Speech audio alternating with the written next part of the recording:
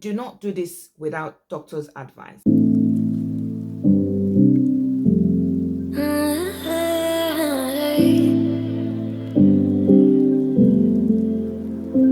You're pulling on my walls down. And they were like, stop this car, stop this car, stop this car. Instead of me to get myself out of the house, I started doing the craziest thing you'd ever imagine.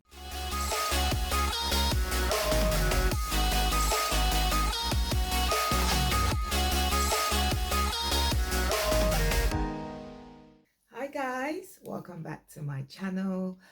If this is your first time here, I just want to tell you a big welcome. My name is Effie. I create content around lifestyle, travel, motherhood. So today we're going to be talking about my pregnancy diary. I was speaking to a friend the other day and I'd mentioned to her that I had 1 CS and 2 live births. And she was, I mean, it wasn't the first time I'd heard it, but on this occasion, she was really shocked because there is that concept out there that says if you start with cesarean sections, then you have to go all the way through to cesarean sections. And so it got me thinking, like, did the doctors take a risk with me, or was I just one of the exceptions to the general rule? So we're going to be talking about all of that today while I get my makeup done. And I also have a really big announcement, so don't go anywhere. My face has been cleansed and moisturized, so we're going to go straight into doing my eyebrows. I'm going to start at the beginning of my journey to motherhood. So I got married in 2010, July of 2010, and I fell pregnant in December. So when I found out I was pregnant, obviously we were quite happy and elated and all of that. So my husband booked a staycation in a hotel. Now, a week plus after I found out I was pregnant, I was still fine, no symptoms, nothing. So I was like, do these people just exaggerate about symptoms? I wasn't vomiting, nothing, no sensitivity to smells, no nausea, no feeling weak, no malaise, none of that. So I'm going to be using my Got2b glue to comb out my eyebrows, just a tiny bit. You don't want to use too much because it can get a bit wet. So I'll try to put in pictures of that vacay. We were there for 3 days. After my first night, that is when the symptoms started coming, and they came really fast, really hard. I started experiencing a high level of nausea and I started throwing up. That was like the beginning. And I remember us going to dinner the next night and I couldn't eat anything but gone to the Chinese restaurant within the hotel. Essentially, I couldn't eat that day and it was really bad. So when we checked out, I literally checked out of the hotel, went home for a couple of hours and I checked myself into a hospital. I could barely drive to the hospital and they literally admitted me because I'd been vomiting now for about 2 days straight. So that was the onset of my first pregnancy symptoms. It wasn't funny at all. So I'm going to start doing my brows. So I'm using the Davis pencil in number 3. Okay, so my first trimester symptoms were quite bad in the sense that I couldn't really eat anything. So my major symptoms were nausea, feeling really ill, malaise, vomiting as well, because it wasn't just feeling nausea, it was also vomiting as well. I also had a high level of high sensitivity to smells. I couldn't smell perfume anymore. I remember I just ordered for a whole bunch of air fresheners. I had to take everything down because I couldn't smell anything. I couldn't cook stew. I couldn't stand the smell of these tomatoes and onions when it was cooking. I couldn't. So I'm gonna conceal my brows. I'm gonna be using the Elegel Pro concealer. So I've got 2 colors here. I've used these 2 colors forever. I've got the Elegel Pro concealer in the color Fun, and I also have the Elegel Pro concealer in Warm Honey. So I'm going to be using the Warm Honey for underneath my brows. So towards the end of my first trimester, I traveled to the UK to do my anomaly scan. That scan is so important because it would check for anything that is potentially wrong with the baby. So I went to do that scan up in London, and to God be the glory, that scan came out fine. And then I made my way back. Traveling when I was pregnant wasn't easy. Second trimester came and it was much better. I felt stronger. All of a sudden, one day I woke up and I felt much stronger, because getting up was a massive struggle. Brushing my teeth in my first trimester was a massive struggle. I could even stomach eating a little bit of chicken because I'd gotten totally off chicken and beef. Now, in terms of antenatal, I got myself booked and registered with a private maternity hospital. And it's quite a good hospital, which is why I'm saying I don't know if they took a gamble, because I had all my babies there. I think I checked my baby sex at 24 weeks, and we found out we were having a boy. Also had some problems with Braxton Hicks. So Braxton Hicks are essentially like false contractions, and I used to have that a lot, and it used to really scare me. I would think I was literally going into labor. The pain was really bad, and all you have to do is just sit and wait for the pain to pass. But it started getting a bit more frequent towards the end of my second trimester and into the beginning of my third trimester. When I went for my antenatal, I got a scan done, and that's the first time they noticed that my baby was transverse. Now, I'd never heard of transverse before, but in this case, it wasn't my baby being breached, it was transverse, which is the baby is at an angle, sort of like a cross. So he wasn't really making his way head down, and he was at an angle. So the exercises are like just basically encouraging your body to safely go to that upside down position, so the baby can also be encouraged to take that head down position. 2 weeks later, I went to do another scan. This boy was still transverse. So at this point, I was getting really frustrated because I had done a lot of these exercises and the child wasn't moving to the head down position. And so I remember the gynae saying to me then that I shouldn't worry, that, he probably would assume that position before I'm 40 weeks. Surprise, surprise. When I was just one day shy of being 38 weeks, at 1 a.m., I started having what seemed to me like contractions. So I'm going to be priming with the e.l.f. Power Grip Primer. I've used this primer for about a month now, and I would say it's a bit okay, even though I do miss my Elegel Pro Primer. I really like that one. This is not bad, but it's just a little bit wet. The nurses quickly hooked me up to, they took me to the labor room, and my contractions were coming bit by bit, So we kept listening, and the nurses got tired because I wasn't really progressing. The doctor came and they checked. I think, was it 1 centimeter dilated, and then all of a sudden, as dramatically as it started, it stopped. Nothing was happening anymore. I wasn't really progressing. I was tired. My husband was tired. I was really tired and I wanted to go home. And they said no, that my husband should go home, but I need to stay behind. I stayed behind, and I just remember sleeping for a long time. And when I woke up, I was like, so is this the pregnancy thing that these people are talking about? It's such a easy breezy, I was feeling cool with myself. I even made up when my husband came, I was like, you are looking shiny. And I said, oh yeah. So we waited to see the doctor. The doctor came to see me doing ward round, and they just basically said, oh, I need to stay put. But it seems like maybe it was false labor. And I just remembered early afternoon now, I was just nagging that, okay, you know what? Obviously, I'm not feeling anything anymore. This baby has changed his mind.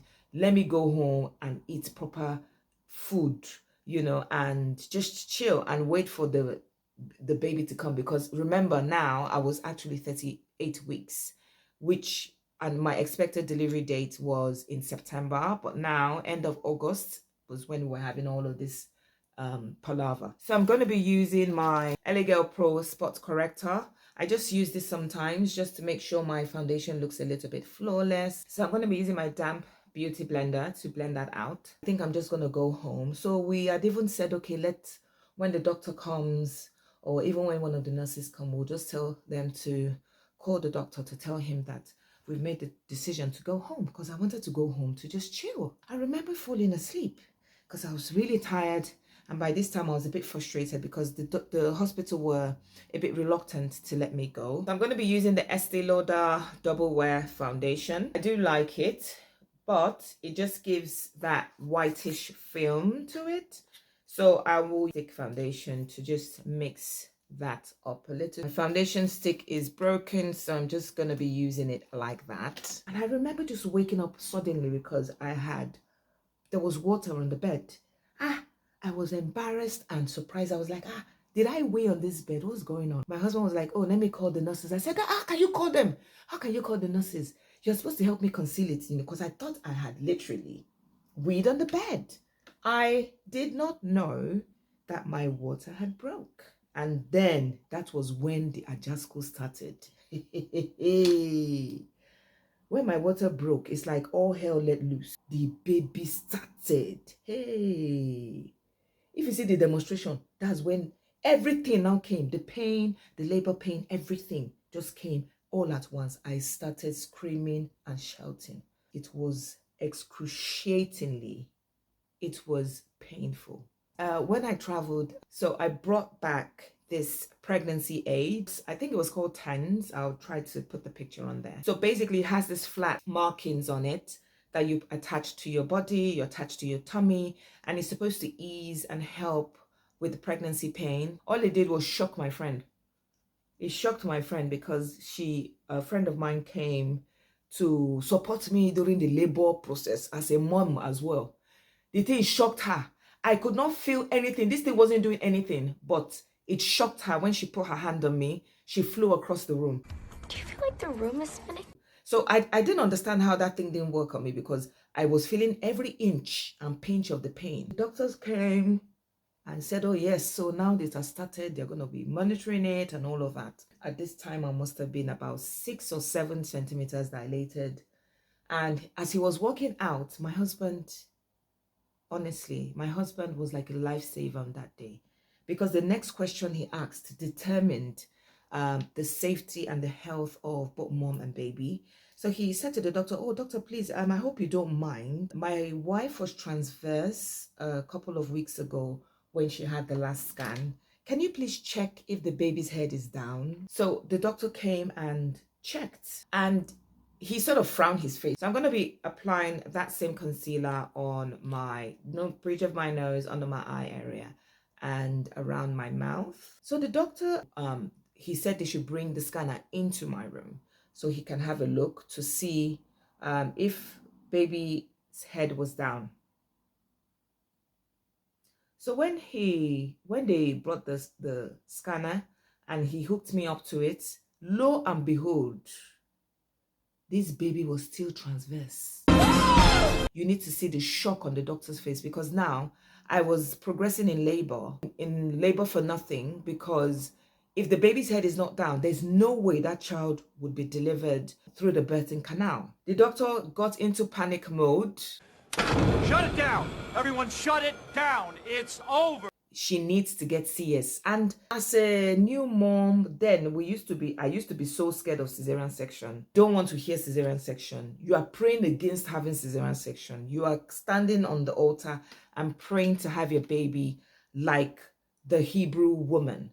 So I'm going to be using my Black Opal Stick Foundation from my temples to my cheekbones. I'm going to be using it on my forehead as well, jawline area, and inner corners of my eyes. I just went through a rush of emotions because I really did not want to have my child with cesarean section. I'd heard so many scary stories about it, and I just was genuinely frightened and overwhelmed. I just wanted to have the baby in the normal birthing process. And they started calling in the anesthetic doctor, preparing me essentially for surgery. And remember now, we had even paid for natural birth, right? This was now evening. So a few of the staff had gone. They had not prepared the theater for a cesarean section. read a little bit about getting an epidural done, but not in depth, because I was, again, not even expecting to be having a cesarean section. It was really scary to me because they have to essentially inject the painkiller through your spine. And remember, now I was still having contractions. They had to wait for a contraction to come and pass before they did it. So they were timing my contractions, because if they had done it while I was contracting, I don't know what the story would have been. My husband also was giving a scrub, and while they wheeled me quickly in, he was scrubbing outside to join me in. And I think one thing I really loved about that hospital is the fact that they said a prayer before they started. So I was in a daze, I was scared, and I was praying. And as soon as I heard them pray, I just felt the presence of God. I just felt a certain level of peace. I just felt renewed strength in me. So my husband was behind me.